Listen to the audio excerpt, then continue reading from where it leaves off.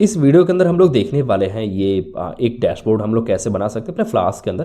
Basically हम लोग इसको गिटहब से डाउनलोड करेंगे और इसको अपने लोकल सिस्टम के अंदर हम लोग रन करके देखने वाले हैं कि इस प्रोजेक्ट को हम लोग कैसे अपना बना सकते हैं, इस पूरे कोड को, और अपने किसी एक अगले फ्लास्क के प्रोजेक्ट के अंदर हम इसको कैसे इम्प्लीमेंट कर सकते हैं, इस पूरे कोड को, जो भी इन्होंने ये पूरा कोड लिखा हुआ है।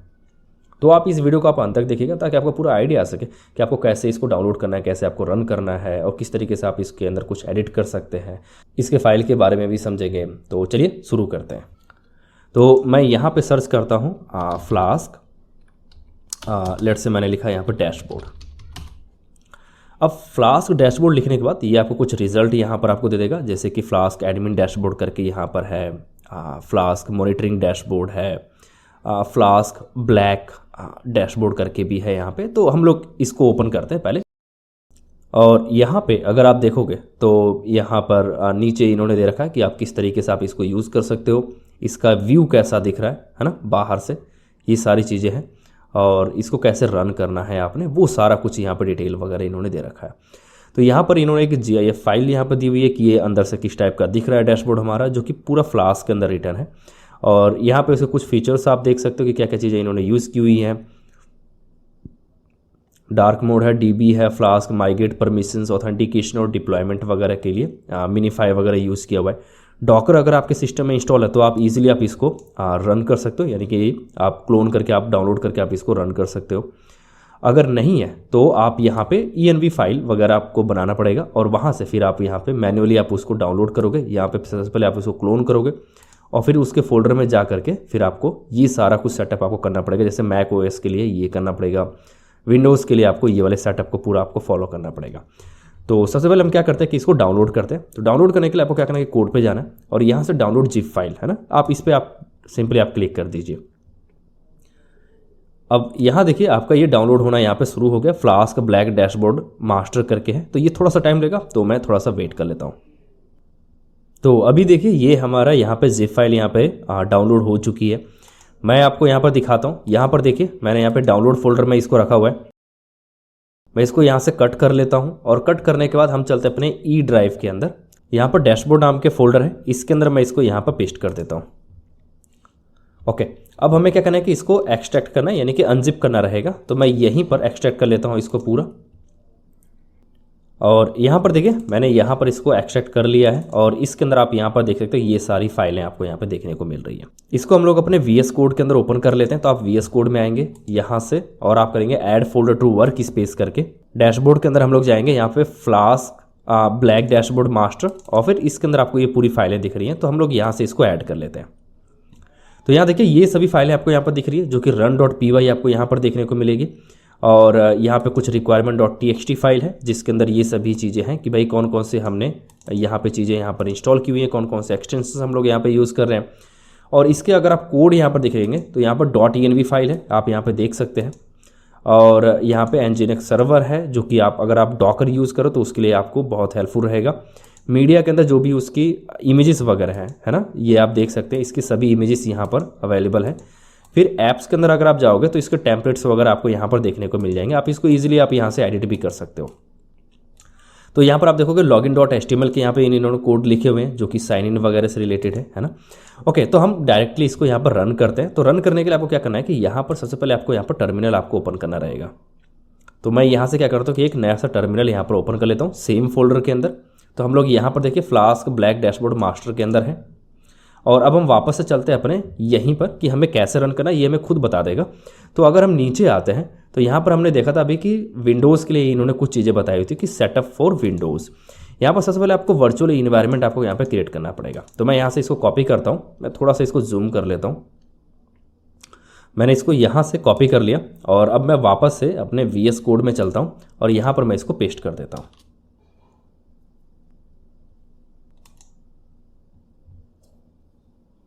तो यहाँ देखिए यहाँ पर वर्चुअल इन्वायरमेंट आपका यहाँ पर क्रिएट हो चुका है। एक बार फिर से हम लोग यहाँ पर आते हैं और अब हम इसको रन करने की कोशिश करते हैं, यानी कि एक्टिवेट करने की कोशिश करते हैं। तो अगर हम यहाँ पर इसको रन करते हैं तो यहाँ देखिए कुछ एरर आ रहा है, जो कि हमारे विंडोज़ के अंदर ये प्रॉब्लम आती है अगर हम लोग पावर शेल अगर हम लोग यूज़ कर रहे होते तो उस टाइम, है ना। तो इसको हमें बाईपास करने के लिए मेरे पास एक कमांड है जो मैं यहाँ पर आपको पेस्ट करके दिखा देता हूँ। ये वाली कमांड है set execution policy scope process execution policy bypass करके। तो मैं क्या करता हूँ कि इसको यहाँ से एक बार मैं यहाँ पे क्लीन कर देता हूँ।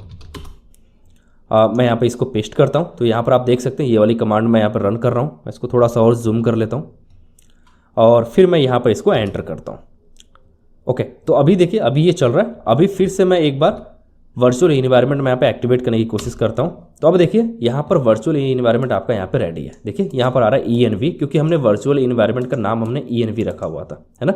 और अभी हम उसके अंदर है और यहाँ पर अगर आप देखोगे तो ENV नाम से एक जो फोल्डर भी यहाँ पर आपके बन चुका है और हमने जो फाइल रन की है वो है स्क्रिप्ट्स के अंदर एक्टिवेट करके। तो यहाँ पर आप जाएंगे स्क्रिप्ट्स के अंदर और यहाँ पर आपको मिलेगी एक्टिवेट करके, है ना। यही फाइल हमने यहाँ पर रन की है। ओके, तो ये हो गया आपका कि एक सेपरेट एक इन्वायरमेंट आपका बन जाता है कि requirement.txt वगैरह रन करने के लिए इजी रहता है। तो बाकी जो आपके सिस्टम के अंदर जो डिपेंडेंसीज हैं उन पर कोई इफेक्ट नहीं पड़ता है। अभी हम इसको कॉपी करते हैं requirement.txt को रन करने के लिए और वापस से हम चलते हैं VS कोड पे और यहाँ पर मैं इसको यहाँ पे पेस्ट कर देता हूँ। अभी मैं इसको यहाँ से फिर से एंटर करता हूँ। तो अब ये क्या करेगा कि ये जो भी डिपेंडेंसीज वगैरह हैं उनको यहाँ पर इंस्टॉल करके आपको दे देगा और फिर आप इसको यहाँ पे रन कर पाओगे।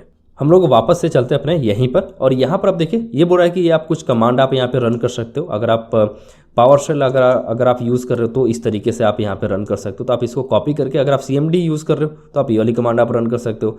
अगर आप पावर शेल अगर आप यूज़ करो तो आप ये वाली रन कर सकते हो, है ना। जो कि फ्लास्क जो कि क्या कर रहा है कि ENV के अंदर ये सेटअप कर रहा है। फ्लास्क ऐप के अंदर आपका run.py ये बता रहा है कि ये वाली हम लोग यहाँ पर रन करने वाले। तो ENV के अंदर अगर आप जाओगे तो यहाँ पर आप देखोगे तो यहाँ पर फ्लास्क ऐप का क्या है कि run.py यहाँ पर ऑलरेडी है जो कि ये करने के लिए बोल रहा है। और फिर फ्लास्क ENV के अंदर ये डेवलपमेंट इन्वायरमेंट आप यहाँ पे देख सकते हैं। ENV के अंदर फ्लास्क डेवलपमेंट इन्वायरमेंट ये हमारा ऑलरेडी सेटअप है, बट अगर आप रन करना चाहें तो आप ये रन कर सकते हैं यहाँ से। तो रन करने के लिए आपको क्या करना पड़ेगा, यहाँ से सिर्फ आपको ये ऐसे कॉपी कर लेना है और यहाँ पर जैसे ही ये हमारा प्रोसेस खत्म होता है तो मैं यहाँ पर रन कर दूंगा इसको। तो अभी देखिए requirement.txt के अंदर जो भी डिपेंडेंसीज थी वो हमारी सभी यहाँ पे इंस्टॉल हो चुकी हैं और मैं उस कमांड को यहाँ पर पेस्ट कर दे रहा हूँ। और जैसे मैं इसको एंटर करूँगा तो ये देखिए यहाँ पर इसने सेटअप कर दिया है बेसिकली, जो कि ऐप फ्लास्क ऐप है वो है run.py करके, ठीक है। और ऐसे ही आपको दूसरी वाली कमांड भी आपको रन कर लेनी है कि आप इस तरीके से आप इसको यहाँ पर रन कर सकते हैं। ओके, अब हमें स्टार्ट करना है। तो स्टार्ट करने का तरीका ये है कि आप यहाँ पे फ्लास्क रन डायरेक्टली आप कर सकते हैं क्योंकि उसको पता है कि कौन सी फाइल आपको रन करनी है, या फिर आप ये वाली कमांड भी आप यहाँ पे रन कर सकते हो, है ना। अगर आप HTTPS अगर आप रन कर रहे हो तो आपको यहाँ पे लिखना है सिंपल फ्लास्क रन करके। मैं जैसे ही एंटर करता हूँ तो आप देखिए अब यहाँ पर आपका डेवलपमेंट सर्वर आपका यहाँ पर स्टार्ट हो चुका है और यहाँ पर आप देख सकते हैं ये लोकल होस्ट 5000 पोर्ट पे यहाँ पर आपका रन हो रहा है। तो हम लोग क्या करते हैं कि चलते हैं अपने लोकल होस्ट 5000 पोर्ट पे। तो हम लोग यहाँ पर आएंगे और हम लोग यहाँ पे लिखेंगे लोकल होस्ट 5000 पोर्ट और मैं यहाँ पे एंटर कर देता हूँ। तो ये देखिए इसने मुझे लॉगिन वाले पे रीडायरेक्ट किया और कुछ इस टाइप का आपको व्यू यहाँ पर देखने को मिल रहा है जो कि होम पेज है। यहाँ पर आपका यूज़र नेम, ये हो गया आपका पासवर्ड और यहाँ से फिर आप इसको लाइट मोड में भी ला सकते हो। अगर आप डार्क मोड में अगर आप देखना चाहो तो वैसे भी आप कर सकते हो। अभी हम क्या करते हैं कि यहाँ पर लॉगिन करने की कोशिश करते हैं। तो लॉगिन करने के लिए हम लोग देखते हैं कि यहाँ पर इन्होंने कुछ दिया होगा कि कौन कौन से पासवर्ड वगैरह इन्होंने यूज़ किए हैं। यहाँ पर कोड बेस है कि ये प्रोजेक्ट कैसे वर्क कर रहा है, आपका कहाँ पर राउट्स हैं, कहाँ पर ऑथेंटिकेशन के राउट्स वगैरह दिए हुए हैं इन्होंने, कहाँ पे आपकी CSS वगैरह मौजूद है, टेम्पलेट्स के अंदर कौन कौन सी फाइलें हैं, इंक्लूड के अंदर आप देख सकते हैं फूटर है, स्क्रिप्ट्स है, साइड बार, नेविगेशन और लेआउट्स वगैरह हैं। ये अभी फाइलें हम लोग देख लेंगे अगर लास्ट में, है ना। और हम लोग अभी बॉटम में आते हैं। ओके, यहाँ पर इन्होंने कुछ ऐसा दिया नहीं है कि कौन सा कोड वगैरह इन्होंने यूज़ किया हुआ है, यानी कि पासवर्ड वगैरह एडमिन का क्या क्या चीज़ें हैं। बट हम लोग क्या करते हैं कि यहाँ पर एक यूज़र को हम लोग यहाँ पर रजिस्टर करके देखते हैं। रजिस्टर पर चलते हैं और यहाँ पर हम लोग डालते हैं यूज़र को यूज़र, ये हो जाएगा user@user.com और यहाँ पर एक पासवर्ड डाल देते हैं, एंटर करते हैं। Account created successfully. अब हम लॉगिन पे चलते हैं और यहाँ पे हम डालते हैं यूज़र नेम यूज़र और ये था हमारा पासवर्ड, एंटर करते हैं। तो ये देखिए हम लोग अपने डैशबोर्ड पे आ चुके हुए हैं और यहाँ पे इस टाइप का आपको डैशबोर्ड दिख रहा है, जहाँ पर डैशबोर्ड आपका यूज़र प्रोफाइल आपको यहाँ पर देखने को मिलेगी, user.html करके है। और ऐसे ही आइकन्स आपको देखने को मिल रहे हैं, यहाँ पे नोटिफिकेशंस हैं, टेबल लिस्ट करके भी है ना। तो ये पूरा आपको सेटअप मिल रहा है यहाँ से। है ना। प्रोफाइल पे अगर आप जाओगे तो यहाँ पर आपको प्रोफाइल भी आपको देखने को मिलेगी, है ना। यूज़र की डिटेल वगैरह क्या क्या है, यहाँ पे आपको खुद ही ये कोड सारे लिखने पड़ेंगे, है ना। इन्होंने खुद से नहीं लिखे हुए, बट इन्होंने हमें ऑथेंटिकेशन का पूरा दिया हुआ है। तो आप यहाँ पे लॉगिन और लॉग आउट और रजिस्टर ये सब आप यहाँ पे हो पा रहे हो। अगर मैं यहाँ पे रॉन्ग क्रेडेंशियल्स के साथ में अगर मैं यहाँ पे लॉगिन होने की कोशिश करता हूँ तो ये मुझे मना कर देगा, है ना, रॉन्ग यूज़र और पासवर्ड करके। ओके, अब हम इसके कोड के बारे में थोड़ा सा देख लेते हैं कि ये कोड कैसे वर्क करा और हम लोग कैसे इसके अंदर एडिट वगैरह कर सकते हैं। तो ये .env फाइल है, यहाँ से आप देख सकते हैं कि आपका जो भी कन्फिग्रेशन की चीज़ होती है वो सब कुछ यहाँ पर होता है। और जो ऐप है आपका, ये आपका मेन है एस्क्यूलाइट, ये डेटाबेस यूज़ कर रहे हैं। तो अगर आप इसको ओपन करना चाहते हो तो आप इसको ओपन भी कर सकते हो। तो हमने एक यूज़र हमने यहाँ पर डाला हुआ था, वही यूज़र हमें यहाँ पे विजिबल है ना एस्क्यूलाइट के अंदर। कॉन्फ़िग के अंदर अगर आप जाओगे तो यहाँ पे जो भी कन्फिग्रेशन से रिलेटेड चीज़ होती है वो सब कुछ आपको यहाँ पे देखने को मिलेगा, है ना। जो आप यहाँ पे देख सकते हो कि इंजन कौन सा है, पासवर्ड वगैरह कौन सा है, और ये सारा .env से कनेक्टेड है। तो यहाँ पर देखिए os.get.env, env से रिलेटेड है ये, है ना, env से ही उठाया गया सारा। ओके, init.py आपका यहाँ पे सबसे पहले यही रन होगा। तो यहाँ पे देखिए फ्लास्क वगैरह है, लॉगिन एसक्यूएल एल्केमी ये लोग यूज़ कर रहे हैं, और इम्पोर्ट लिव करके है। फिर यहाँ पर टेम्पलेट्स में अगर आप जाओगे तो यहाँ पर आपको जो भी टेम्पलेट्स हैं वो सब कुछ यहाँ पर देखने को मिलेंगे, जैसे कि जो भी HTML फॉर्म में है ये सभी टेम्पलेट्स है ना, आप यहाँ पे देख सकते हैं। और इसके कोड आप यहाँ पे पढ़ सकते हैं इजीली कि क्या क्या चीज़ें होती हैं, आप उसको एडिट भी कर सकते हैं। ये आपका पूरा लेआउट है। ऐसे ही अगर हम देखें यहाँ पे होम के अंदर तो यहाँ पर आइकन्स है, login.html है, मैप है, सभी HTML फाइल आपको यहाँ पर देखने को मिलेगी। टेबल्स के अंदर आप देख सकते हैं। तो लेआउट ये लोग यूज़ कर रहे हैं, जो कि आपका जिंजर जो टेम्पलेट है फ्लास्क का वो यहाँ पे यूज़ हो रहा है। साथ में टेबल वगैरह आप देख सकते हैं, यहाँ पे स्टाइल सीट इन्होंने इंपोर्ट किया हुआ है बेसिकली। फिर यहाँ पे कंटेंट ब्लॉक के अंदर इन्होंने डाला हुआ है कि भाई कौन सी रो है कौन सा है। तो अगर आप बूटस्ट्रैप अगर आप जानते हो तो आप इसके अंदर ईजिली आप यहाँ पे चेंजेस कर पाएंगे, ठीक है। user.html करके जो हमारी फाइल है वो है एडिट प्रोफाइल, है ना। तो हमने यहाँ पे एक एडिट करके देखते हैं, और यहाँ पर हमने यहाँ पर डाला पासवर्ड, और हम लोग चलते हैं अपने यूज़र के प्रोफाइल पर। तो हम लोग यहाँ पे क्लिक करते हैं तो ये देखिए आ रहा है user.html करके, और ये हमारी फाइल है यही वाली। तो यहाँ पर देखिए एडिट प्रोफाइल करके आ रहा है, और यही सेम प्रोफाइल यहाँ पर है। तो अगर हम यहाँ पर लिखें कि चेंज, है ना, इसको सेव करते हैं, वापस से यहाँ पर आते हैं, इसको करते हैं रिफ्रेश।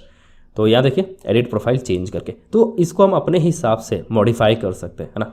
यहाँ पर जो भी फॉर्म वगैरह हैं, आप जो भी ऐड करना चाहें आप सिंपल आप यहाँ पे ऐड करके आप इसको अपने हिसाब से आप यहाँ पे बना सकते हैं, ठीक है। आप यहाँ पे देखिए कुछ कोड इन्होंने खुद से लिखे हुए हैं, वैसे आप इसको देख सकते हो, और इसको आप यहाँ पे इजीली आप यहाँ पे चेंजेस वगैरह जो भी आप करना चाहें आप इन HTML फाइल्स के अंदर आप यहाँ पे चेंजेस कर पाएंगे। तो यहाँ पर आपको टेम्पलेट्स भी देखने को मिलते हैं। फिर यहाँ पर होम है, जो कि आपका ब्लूप्रिंट आप यहाँ पे देख सकते हो, होम ब्लूप्रिंट है, और यहाँ पर राउट्स हैं उससे रिलेटेड। तो जो भी राउट्स है हमने देखा था यहाँ पे कि इंडेक्स का राउट हो गया, आपका टेम्पलेट जो लोड हो रहे हैं वो सारे टेम्पलेट यहीं से लोड हो रहे हैं जो .html करके है, ठीक है। और यहाँ पे गेट सेगमेंट वगैरह हो गया। यहाँ पे ऑथेंटिकेशन से रिलेटेड जो भी राउट्स थे वो सब कुछ यहाँ से मैनेज हो रहे हैं ऑथेंटिकेशन ब्लूप्रिंट करके। तो अगर आप ब्लूप्रिंट के बारे में अगर आप नहीं जानते हो तो आप मेरी ब्लूप्रिंट की एक वीडियो है, मैं डिस्क्रिप्शन में दे दूंगा उसका लिंक, आप वहाँ से जाके देख सकते हैं। इसका काम होता है आपके कोड को मॉड्यूल के हिसाब से डिज़ाइन करना। जैसे कि यहाँ पर ऑथेंटिकेशन है तो उसका एक अलग इन्होंने राउट बना दिया, मॉडल बना दिया, है ना, वो सब कुछ अलग से बना दिया। फिर ऐसे ही होम है तो उसका इन्होंने अलग राउट बना दिया, सारे कोड होम के अलग कर दिया। ऐसे आपने मान लीजिए पोस्ट लिखा, आपने ब्लॉग लिखा या कमेंट सिस्टम आपने बनाया, तो उनके भी आप अलग अलग मॉड्यूल इस तरीके से फोल्डर बना करके आप सेपरेट कर सकते हो। तो ये हो गया आपका routes.py, और यहीं से जो भी ऑथेंटिकेशन का जो भी मैनेजमेंट है वो सब कुछ यहीं से हो रहा है। यहाँ पे आप देख सकते हैं कि .github/ करके भी है, और यहाँ पे लॉगिन करके जो कि गेट पोस्ट करके है, और यहाँ से जो भी फॉर्म वगैरह है वो सब कुछ मैनेजमेंट का काम हो रहा है। जैसे कि लॉगिन फॉर्म आप देख सकते हो यहाँ से, तो यहाँ पे forms.py यहीं पर इन्होंने लॉगिन फॉर्म यहाँ पे डिस्क्राइब किया हुआ है।